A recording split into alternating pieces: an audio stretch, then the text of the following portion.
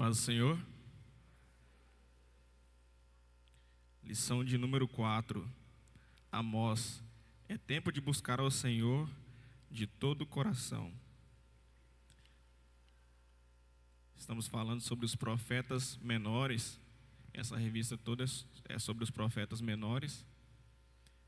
Esse título, Profetas Menores, não tem relação com nenhum tipo de importância, mas é simplesmente pelo tamanho do livro escrito por eles. O profeta Amós é um profeta muito especial. Quando a gente lê o livro desse profeta, a gente percebe que ele é mais atual que o Jornal de Amanhã. É algo que nos impressiona e nos choca, de tão atual que o livro é. É um livro muito bom, a leitura dele é bem rápida, é um livro que só tem 9 capítulos, e ele consegue ser lido em uns 20 minutinhos, se você tirar uns 20 minutinhos do seu tempo. Oi? Alô? Se você tirar uns 20 minutinhos do seu tempo, você consegue ler com tranquilidade o livro de Amós, porque cada capítulo é bem pequenininho. Amós é um profeta que viveu aproximadamente em 750 a.C. Ele é o primeiro livro profético escrito. Amós é contemporâneo de Isaías, contemporâneo de Oséias. Eles viveram na mesma época, com o rei Jeroboão reinando sobre Israel e o rei Roboão reinando sobre Judá. Introdução. Amós denunciou a injustiça e a corrupção e por isso precisou enfrentar tudo que se opunha à sua mensagem profética. Sua vida nos mostra que realizar a vontade de Deus não isenta ninguém de enfrentar obstáculos. Quando a gente lê o livro de Amós, a gente entende que sempre que uma voz profética se levanta para falar a verdade, vão se levantar falsos profetas que tentarão contradizer essa voz. Sempre que uma voz profética da parte de Deus se levanta, forças se levantarão para tentar calar essa voz. E não só com Oséias, mas diversos outros profetas. Sempre que um profeta se levanta proclamando a verdade, a mentira se levanta também para tentar calar aquela voz. Porque a gente sabe que a verdade incomoda. A verdade nos tira da nossa zona de conforto. A verdade joga luz sobre as trevas. E muitas das obras que são feitas em oculto vêm à tona. E isso incomoda muita gente. Não foi diferente com o profeta Amós. Pessoas se levantaram, falsos profetas, falsos sacerdotes se levantaram, reis se levantaram contra ele, mas ele permaneceu firme no seu propósito. Amós sabia quem o havia chamado. E parece muito com o tempo de hoje. Hoje, quando uma voz profética se levanta proclamando a verdade, falando que o que é pecado, milhares de outras vozes tentam calá-lo. A gente vive na cultura do cancelamento, né? Milhares de outras vozes tentam cancelá-lo, tentam encerrá-lo, tentam bloqueá-lo. Mas a gente sabe que o nosso Redentor vive e que por fim se levantará.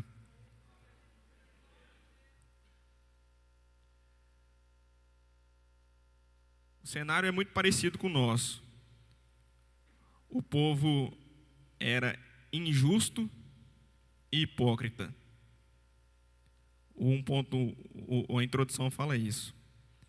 Eles viviam numa hipocrisia muito grande naquela época. E hoje nós vivemos nessa mesma hipocrisia. A falsa religiosidade, a religiosidade misturada com a mentira. E a gente continua vivendo dessa maneira. Às vezes, vozes proféticas têm que se levantar de tempos em tempos para nos colocar de novo nos trilhos e no caminho do Senhor.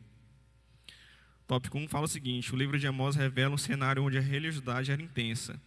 No entanto, o povo estava distante da presença de Deus. Parece que nos dias de hoje, igrejas cheias, templos lotados, mas os corações estão distantes da presença de Deus. Quantos e quantos templos não estão lotados? Quantas igrejas fazem 4 ou 5 cultos num dia?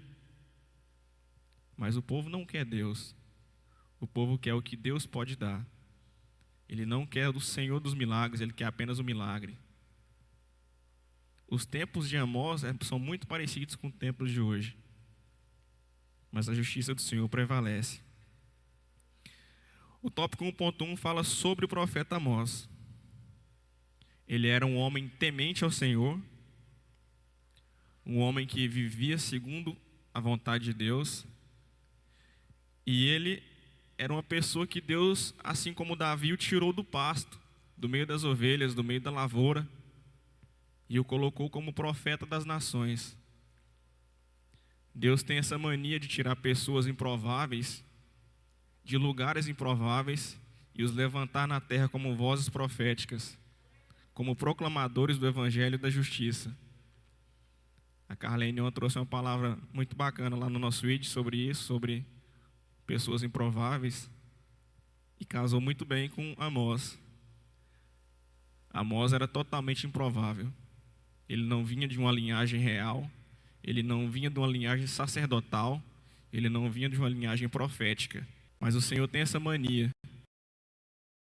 de pegar pessoas que não são ninguém diante da sociedade e levantar essas pessoas e colocá-las diante de reis para os constranger e mostrar que o Senhor tem o domínio sobre todas as coisas. Amém? Ele nasceu no reino do sul, que é o reino de Judá. E ali o Senhor o levantou. No reino do sul, o Senhor o levantou. A revista diz que o nome Amós significa carregado, ou aquele que carrega peso, o que casou muito certamente com o que Amós carregava, o peso da sua responsabilidade de profetizar em um tempo que um rei injusto governava. Será que nós teríamos essa capacidade ou essa coragem? Será que hoje nós temos de levantar a nossa voz e profetizar em tempos em que a cultura é totalmente contrária à voz cristã, o governo é totalmente contrário a nós que somos cristãos, que levantamos a bandeira do cristianismo, do evangelho de Cristo? Será que assim como Amós, nós conseguiremos carregar o peso de ser uma voz profética, de levar o nosso chamado adiante, mesmo em meio a reis, a governos, a presidentes que tentem nos calar, mesmo em meio a celebridades que digam o contrário, que dizem o contrário, mesmo em meio a tantas coisas que acontecem? Assim era Amós, um homem de coragem, um homem que era improvável, mas que provou que Deus pode usar a qualquer um. Tópico 1.2. A rejeição sofrida por Amós. Amós se levantou e começou a profetizar no reino do sul, no reino de Judá. Mas o Senhor o levou a profetizar também no reino do norte, no reino de Israel, no reinado do rei Jeroboão. E ali, a Bíblia fala que se levantou um falso profeta, um falso sacerdote, chamado Amazias. E Amazias se juntou com o rei Jeroboão e começou a falar mentiras sobre a vida de Amós, para tentar calá-lo, tentar colocá-lo como errado da história, inverter a situação, perverter a mentira como verdade e a verdade como mentira. Levantou falsos boatos, levantou conluio com outras pessoas para tentar calar a voz de Amós. Lá no versículo 7, no capítulo 7, versículo 10, se o Carlos puder colocar para a gente aí. Se não puder, eu leio aqui, Carlos. Amós 7, 10.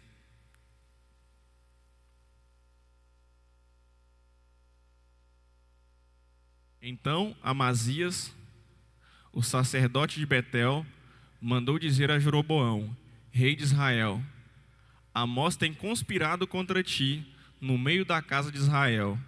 A terra não poderá sofrer todas as suas palavras. Porque assim diz Amós: Jeroboão morrerá à espada, e Israel certamente será levado para fora da sua terra em cativeiro. Depois Amazias disse a Amós: Vai-te, ó vidente, foge para a terra de Judá, e ali come pão, e ali profetiza. Então Amazias começou a inventar mentiras sobre Amós. Começou a falar para o rei: Rei, Amós vai gerar uma revolta no povo. Ele está tentando levantar contra o Senhor. Ele está tentando dividir o reino de Israel e voltar para Judá. Ele vai dividir o seu reinado, ele vai tentar tomar o seu trono. Começou a levantar muitas e muitas mentiras infundadas, simplesmente para tentar calar a voz do Senhor. Mas nós sabemos que quando o Senhor fala, ninguém pode calá-lo. Por mais que doa, a sua voz vai ecoar. E assim foi nos dias de Amós. Amazias se levantou e começou a tentar calar a voz do profeta de todas as maneiras possíveis. Mas Amós conseguiu permanecer firme no Senhor. O rei Jeroboão, que era um rei muito perverso, um dos reis mais perversos na história de Israel, ele levantou diversos templos a deuses estranhos, edificou templos em Betel, encheu esses templos de ídolos. Ele era um rei muito poderoso, um rei que era guerreiro, e ele começou a conquistar vários e vários territórios ao redor de Israel. E esses territórios eram dominados por pessoas que tinham outras religiões, na sua maioria pagãs. E ao conquistar esses territórios, as pessoas começaram a contaminar a cultura de Israel. E agora o povo não adorava mais o Deus de Israel, mas adorava vários e vários deuses. Deuses da fertilidade, deuses do sexo, deuses do dinheiro. E o rei Jeroboão, ele se colocava a favor de tudo isso, porque tudo isso gerava muito dinheiro para ele, gerava muita receita. Então se levanta Amós e começa a colocar o dedo na ferida do rei. E isso não é para qualquer um. Pessoas são chamadas e escolhidas por Deus para esse propósito. E assim era Amós. E o rei se levanta juntamente com Amazias e tenta calar essa voz profética. E Amazias fala que Amós é simplesmente um adivinho. Ele tenta rebaixar de todas as maneiras a voz profética. Tenta levar Amós à desistência, ou ao cansaço, ou à falência. Mas Amós permanece firme no seu propósito, firme no seu projeto. Quando eu leio o que Amazias fez com Amós juntamente com o rei, me lembra muitos dias atuais, quando pessoas se levantam para proferir mentiras sobre pessoas que andam em retidão. Pessoas se levantam para tentar calar a voz daquele que proclama o evangelho. Quantas e quantas vezes nós assistimos queima de reputações simplesmente porque o que a pessoa fala incomoda muita gente. Pessoas, na atualidade, com mandados de prisão porque falaram algo que a Bíblia ensina. A gente está vivendo em um momento político desse.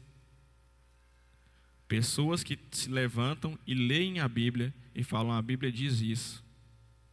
Essa é a verdade. São acusados de discurso de ódio. Essas pessoas são acusadas de incitar violência, ódio. Estão tentando reescrever a Bíblia. Dizem que a Bíblia é ultrapassada. Mas a palavra do Senhor diz que passarão os céus e a terra, mas a palavra do Senhor não passará. Ela é eterna. Ela permanece fiel e justa para sempre. Ainda que todas as vozes se levantem, a Bíblia fala que as pedras clamarão. Não é possível calar essa mensagem. Essa mensagem foi regada com sangue de Cristo, com sangue dos mártires, e ela frutificará, independente da situação que a política se encontre, independente da situação que o mundo se encontre, a voz do Senhor ecoará no final de todas as coisas. Amém? 1.3. A resposta do profeta Amós. E é engraçado como Amós se levanta para responder a Amazias. Parafraseando o profeta, ele diz mais ou menos o seguinte: Amazias, eu não sou ninguém, eu não tenho linhagem sacerdotal, eu não sou filho de profetas, eu não sou da linhagem de sacerdotes, eu não tenho peso no palácio, eu não sou de nenhuma linhagem real, mas Deus me tirou do pasto para falar para vocês que o juízo de Deus descerá. Você pode ser sacerdote, ter linhagem sacerdotal, mas o Senhor manda te dizer que a sua mulher será uma prostituta na cidade e que seus filhos morrerão à espada. Essa foi a resposta que Amós deu ao falso profeta. E ali ele silenciou a voz de Amazias, que queria se levantar contra a voz do Senhor. É muito perigoso quando a gente se levanta contra vozes que são as vozes de Deus na terra. É muito perigoso quando alguém tenta calar a voz do Senhor, porque a justiça de Deus é certa.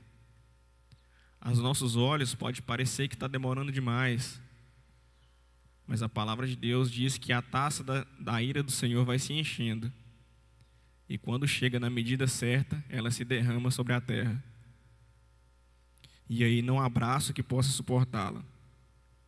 Assim eram os dias do profeta Amós. O Senhor foi se irando, a taça da justiça do Senhor foi se enchendo. As coisas foram acontecendo, Deus foi permitindo, suportando, até que chegou o momento em que Deus não suportou mais. Aquilo começou a subir como mau cheiro às narinas do Senhor. E o Senhor levanta Amós para profetizar a justiça sobre as cidades de Judá e Israel principalmente.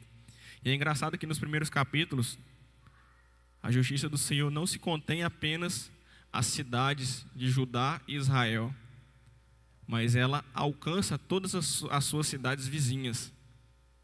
Parece que Deus fala assim: porque vocês influenciaram o meu povo negativamente, porque vocês contaminaram as cidades que eu escolhi, agora o juízo chegará a vocês primeiro, e em seguida as cidades escolhidas. E ali Deus derrama juízo sobre cidades vizinhas, como Gaza, como a cidade dos filisteus. Não há quem possa suportar quando o Senhor decide derramar justiça. Não há quem possa suportar quando o Senhor decide se levantar do seu trono. Não há quem possa. E aqui parece que o Senhor se irou de tal maneira que ele não suportava mais. Até aquela nação que ele escolheu, Israel, Deus se levantou contra eles. O profeta Amós teve que interceder por eles, porque o Senhor destruiu tudo. Existem alguns momentos na nossa vida que a gente tem que parar e fazer uma reflexão. Será que as atitudes que nós estamos tendo têm agradado ao Senhor? Será que o que nós temos vivido é o evangelho genuíno? Ou será que, assim como nos tempos de Amós, nós estamos vivendo uma falsa religiosidade? Será que nós temos vindo todo domingo ao culto, à escola bíblica, mas nossos corações estão longe do Senhor? Será que a nossa oferta tem sido recebida pelo Senhor? O profeta Amós se levantou contra esse povo, porque o povo estava vivendo um estado de extrema hipocrisia. Eles vinham ao templo, ofereciam holocaustos, sacrifícios ao Senhor, se sentiam superiores por esse motivo e ignoravam todos os pobres, todos os necessitados, todas as pessoas que eram inferiores a eles segundo a sua própria consciência. E as pessoas começaram a padecer de tal maneira que o Senhor se irou. O juízo do Senhor veio sobre a nação de Israel porque a Bíblia fala que, no livro de Amós, que eles vendiam pessoas honestas como escravos, porque essas pessoas não tinham condições de pagar dívidas. Chegou numa situação tal que essas pessoas, mesmo sendo honestas diante de Deus, mas eram desfavorecidas financeiramente, eram pobres, essas pessoas eram trocadas a trocos de sandálias. A vida humana chegou a uma desvalorização tão grande que Deus não suportou mais. A perversão daquele país, daquela cidade, era tão grande que o livro fala que um pai e um filho se relacionavam sexualmente com a mesma mulher. A imoralidade do povo era tão grande que para eles isso havia sido normal. Nós devemos ter muito grande é o que nós achamos ser normal. Será que a nossa vida tem um padrão moral de acordo com o padrão das Escrituras? Será que nós temos andado em retidão com o Senhor? Será que o que a gente acha, pensa ser normal, é normal para Deus? O povo achava normal ignorar o pobre. O povo achava normal viver uma vida totalmente corrompida, pervertida, uma vida perversa diante dos olhos do Senhor. Mas o Senhor não achava normal. Os olhos do Senhor continuavam sobre toda a terra, sobre os justos e sobre os injustos. E quando o Senhor percebeu que o povo não se arrependeria, Ele levanta Amós como essa voz para trazer o arrependimento ao povo, para tentar fazer o povo se lembrar de quem era o Senhor. A revista traz uma partezinha que fala que eu aprendi que a verdadeira espiritualidade é refletida diariamente em um estilo de vida que agrada ao Senhor e atrai outros para conhecê-lo. Amém? Até o tópico 1, todo mundo tá comigo? Amém? Então vamos agora para o tópico 2, a essência da mensagem. Aqui, no tópico 2, na introdução do tópico 2, o comentarista divide o livro de Amós em 3 partes. Capítulo 1 e 2, ele fala sobre o povo de Deus, sobre o juízo sobre as cidades vizinhas, sobre Israel e Judá. Aqui nesse tópico, nesse capítulo 1 e 2, Deus começa a declarar juízo sobre todas as cidades. O Senhor vai fazendo um cerco nas cidades de Israel e Judá. E Ele vai cercando, até chegar na cidade de Israel. Parece que o Senhor vem limpando tudo ao redor, até que só reste Israel no centro da ira de Deus. É pesada essa mensagem. O livro de Amós é um livro sobre juízo. Um livro sobre juízo.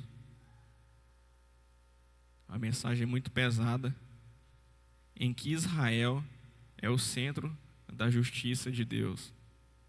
Eu não queria estar vivendo nos tempos de Amós em Israel, porque ali era o alvo do juízo de Deus. Então, no capítulo 1 e 2, fala exatamente sobre o juízo nas cidades vizinhas. Ele pega um pouquinho também do juízo da cidade de Judá e termina com o juízo da cidade de Israel. No 3 até o 6, então, capítulo 3, 4, 5 e 6, 4 capítulos, é destinado exclusivamente a juízo sobre Israel. 1 e 2 sobre todas as cidades, e agora o dobro, 4 capítulos sobre Israel. Parece que o Senhor fala assim: o que eu trarei de juízo sobre as cidades vizinhas, eu trarei o dobro sobre você, Israel, porque vocês me conhecem e vocês escolheram pecar contra mim. Vocês fizeram consciente. O que muitos outros países fazem, porque não me conhecem, vocês fazem conscientemente. E por isso o juízo acerca de vocês será dobrado. E ele fala também sobre a depravação e sobre a imoralidade. Ele vai trazendo tópico por tópico o porquê do juízo do Senhor. De acordo com cada pecado, o juízo. De acordo com cada conduta, o juízo. Porque nós sabemos que o Senhor não é um Senhor injusto, não é um Deus injusto. Então ele levanta a mão para explicar para o povo por que eles serão julgados. Amém? E por fim, de 7 a 9, são capítulos em que Amós relata as visões que ele teve da parte do Senhor. Amós teve diversas visões, e agora nos capítulos 7, 8 e 9, ele relata tudo o que o Senhor lhe mostrou em visões. Até o capítulo 6, ele fala profecias. Ele é boca do Senhor. O que ele fala é Deus falando. Dos capítulos 7 a 9, aí já muda. Aí ele viu e relatou. Ele está apenas relatando o que o Senhor lhe mostrou. 2.1. A justiça de Deus. Nesse tópico 2.1, ele esclarece um pouco mais o porquê o Senhor trouxe a juízo. Aqui ele fala de maneira mais detalhada, para quem quiser entender melhor. Tópico 2.1 fala sobre a justiça de Deus sobre a nação e as causas do juízo. Então, as causas são as pessoas honestas vendidas como escravos, como eu já falei, trocadas por coisas banais, como sandálias. Imagina o ser humano ser tão deplorável a troco de trocar uma vida por sapatos, a troco de um celular, a troco de um cigarro. Parece o tempo que nós estamos vivendo, a troco de bebida. A vida do ser humano hoje não vale nada. A qualquer momento, a gente pode perder a vida por uma besteira. E parece que quanto mais o tempo passa, mais a justiça se torna injusta. Mais as pessoas defendem o mal e se tornam contra o bem. Agora parece que a perversão se tornou virtude. Quanto pior, melhor. Quanto mais imoral, melhor. Nos tempos de Amós não era diferente. No nosso tempo, a imoralidade, a sexualidade, a libertinagem rola solta. O ódio, o rancor, a violência. A gente vive numa sociedade caótica. E parece que os governantes, assim como o rei Jeroboão, fecharam os olhos para a nossa realidade. Mas eu sei que a taça da justiça do Senhor está se enchendo. E chegará o momento em que Ele derramará a taça sobre a nação. As coisas não permanecerão como elas estão por muito tempo, porque eu creio que isto está incomodando o Senhor. Está subindo como um cheiro desagradável às suas narinas. Amém? Então, 2.1 fala sobre os pais e os filhos se relacionando com a mesma mulher.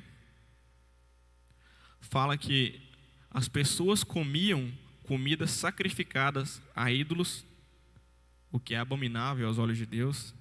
Elas comiam conscientemente, ofereciam a comida aos ídolos e depois se alimentavam daquela comida.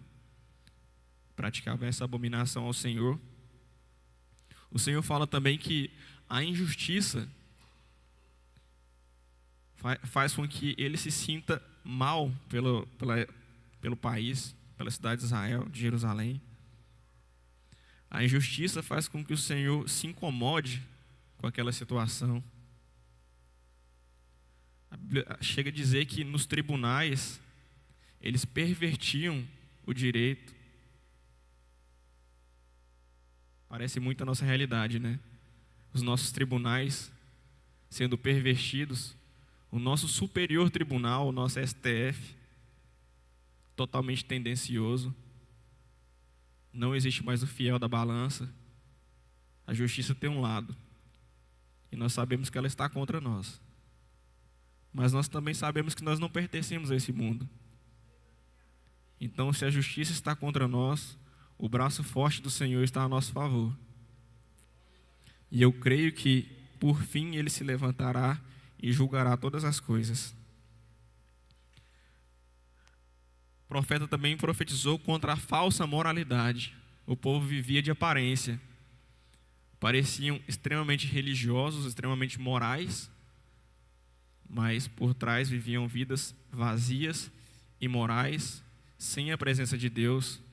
Simplesmente eram vistos nos cultos, nos templos, para se mostrar, para se dizer parte da sociedade, para fazer com que se tornassem elite. Mas o Senhor estava distante. Não existia mais a presença do Senhor. E por fim, a revista fala de cultos que não agradavam a Deus.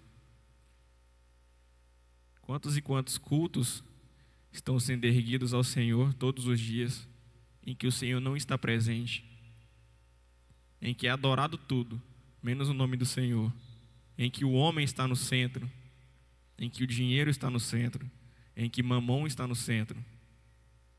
Quantos e quantos cultos são levantados na nossa era, em que o Senhor não está presente, mas o Senhor sente nojo de tudo que está acontecendo. Quantas e quantas pessoas perverteram o Evangelho, estão vendendo o Evangelho, vendendo aquilo que receberam de graça. Mas a taça da justiça do Senhor está se enchendo. 2.2. Retidão e a conduta correta. Aqui fala que o que é justiça e o que é retidão. Retidão nada mais é do que você viver um padrão moral correto. Viver esse padrão pessoalmente. Você ter esse padrão bíblico correto e viver de acordo com ele. A justiça é quando você leva esse padrão para a sociedade. A sociedade só é justa quando nós temos um padrão de retidão diante do Senhor. Do contrário, a justiça é vazia. Do contrário, a retidão é imoral. Que possamos viver uma vida reta e justa diante do Senhor.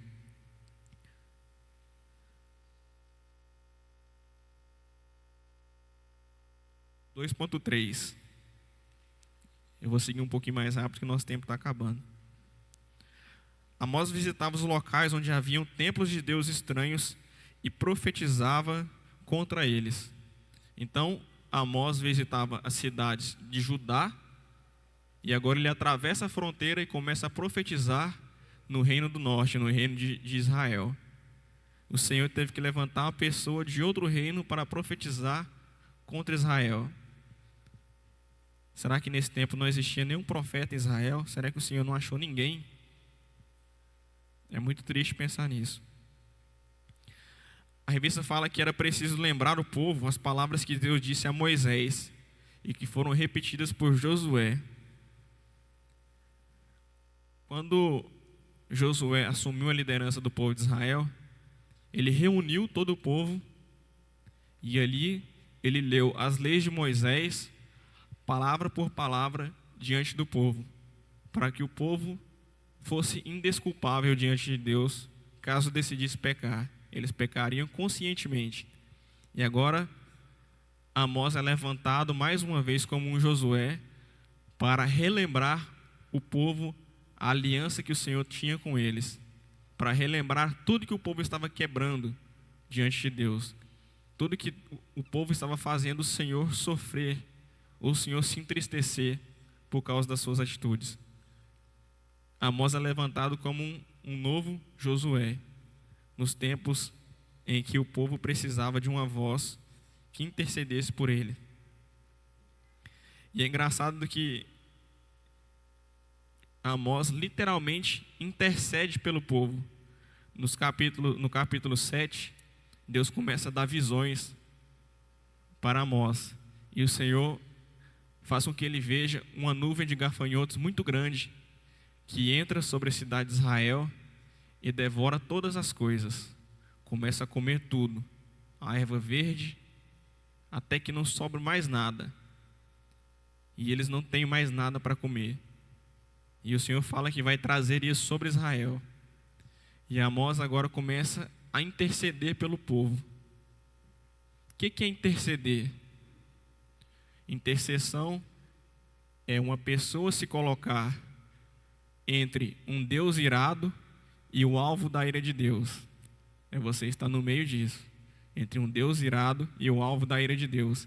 Deus irado com Israel, Amós se coloca na frente de Israel e fala: Senhor, mas Jacó é tão pequeno, ele é tão fraco. Se o Senhor vier com tanta justiça, ele nunca mais se levantará. E a Bíblia fala que naquele momento o Senhor se arrependeu e declarou: eu não farei mais isso.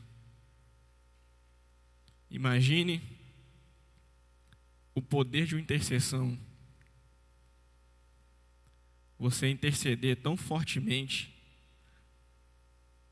tão verdadeiramente por alguém, que Deus desiste da sua justiça, abranda a sua mão e fala: eu não vou fazer mais por amor à sua intercessão, porque você rogou pelo povo. E Deus dá mais uma visão para Amós. E agora Amós fala que viu fogo saindo das entranhas da terra, do grande abismo. E esse fogo consumia toda a terra e não sobrava mais nada. E mais uma vez Amós apela para o lado paterno de Deus e fala: Senhor, mas Jacó é tão pequeno, ele é tão frágil. Se o Senhor pesar a sua mão sobre ele, ele estará aniquilado, ele estará acabado. E mais uma vez o Senhor fala: ainda isso eu não trarei sobre Israel. Ainda isso eu não farei com que aconteça. Por causa da intercessão de Amós, Deus decide dar mais uma chance para o povo. Aqueles que estavam condenados, já estavam sob o juízo de Deus, agora conseguem mais uma oportunidade de se arrependerem, de voltarem aos caminhos do Senhor. Por causa da intercessão de um homem, Deus detém a sua mão e resolve agir com misericórdia. Será que hoje nós temos intercessores que possam se colocar nessa posição de pedir misericórdia, de falar: Senhor, faça com que o povo se arrependa, não traga justiça e juízo, porque se o Senhor trazer só justiça, sem misericórdia, nós não resistiremos, não sobrará ninguém. Nós sabemos que não existe nenhum justo diante de Deus, mas nós somos simplesmente justificados pelo sangue do Cordeiro. Se o Senhor resolver agir com justiça, sem misericórdia, ninguém pode resistir. Finalizando, agora vamos para o tópico 3.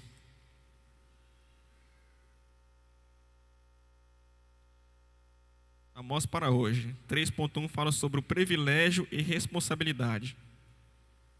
Israel se sentia de uma maneira muito especial, muito importante, porque ela era a nação escolhida por Deus. E agora Amós se levanta e fala: justamente porque vocês são a nação escolhida por Deus, Deus trará um juízo ainda mais severo sobre vocês. Não é que vocês são escolhidos e por isso sairão impunes e ilesos do juízo de Deus, mas porque vocês foram escolhidos, é a única nação em que Deus apontou e falou: essa é minha. Vocês pagarão ainda mais caro, porque vocês são conhecedores e escolheram deliberadamente me rejeitar. A revista traz uma frase do escritor J.A. Moultrie, que afirma: o destaque particular de Amós é o seguinte: quanto mais perto de Deus se encontra, mais próximo o juízo e mais certo o julgamento. Por causa do privilégio de serem salvos, mais será exigido daquele que mais receberam. Quanto maior a luz, maior o risco. Quanto mais perto de Deus, mais nós temos consciência do quanto pecadores nós somos. E quanto mais consciente nós somos, mais responsável pelos nossos próprios pecados nós nos tornamos. Porque agora nós estamos sobre a luz. E nós sabemos o que é certo e o que é errado. O Senhor nos enviou o Espírito Santo e Ele nos confronta. E quando nós escolhemos pecar, nós pecamos por escolha. Quanto mais próximo de Deus, mais próximo do juízo. 3.2 fala sobre a inutilidade do formalismo religioso. A indiferença da igreja mediante as mazelas que acompanham aqueles que se encontram em situação de desamparo e abandono depõem contra ela. Ainda que tenha excelentes e elaboradas programações, o ativismo do calendário não pode e não deve substituir os socorros aos aflitos e desvalidos, onde quer que existam. Aqui fala que a igreja, ela é responsável pelo socorro aos aflitos. Ela é responsável pelo socorro aos necessitados. Não era para existir uma pessoa necessitada no Brasil. Nós somos um país de maioria cristão. Não era para existir corrupção no Brasil. Se a igreja exercesse o papel a qual ela foi levantada para exercer, nós seríamos o país número 1 do mundo, porque nós somos um país cristão. O nosso padrão moral deveria ser muito maior, muito superior que países que não são cristãos. A corrupção não deveria reinar aqui, porque os políticos são apenas a amostra do povo, e o povo é cristão.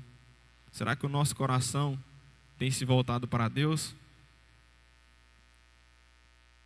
E para terminar, o 3.3 fala sobre a mensagem de esperança. No final do livro de Amós, ele fala que, por mais que o juízo de Deus ocorrerá sobre a nação de Israel, por fim, o Senhor se levantará e restituirá o trono de Davi, e trará todas as nações que são dele para junto dele. No final de todas as coisas, um trono será levantado, e esse trono não terá mais fim. Aquele que se assentar nesse trono nunca mais será retirado. E nós esperamos a restauração de todas as coisas. Esperamos que o dono do trono venha se assentar sobre ele, porque sabemos que nesse momento todos os males da humanidade acabarão. Sabemos que esse trono é eterno e que não há força capaz de retirá-lo da sua posição. Amém? Que Deus abençoe. Agradeço pela oportunidade, agradeço pela confiança. Agradeço ao pastor, a pastora pela confiança, a equipe da IBD pelo convite. Agradeço à igreja que passou esses minutos comigo com bastante atenção. Muito obrigado. Deus abençoe.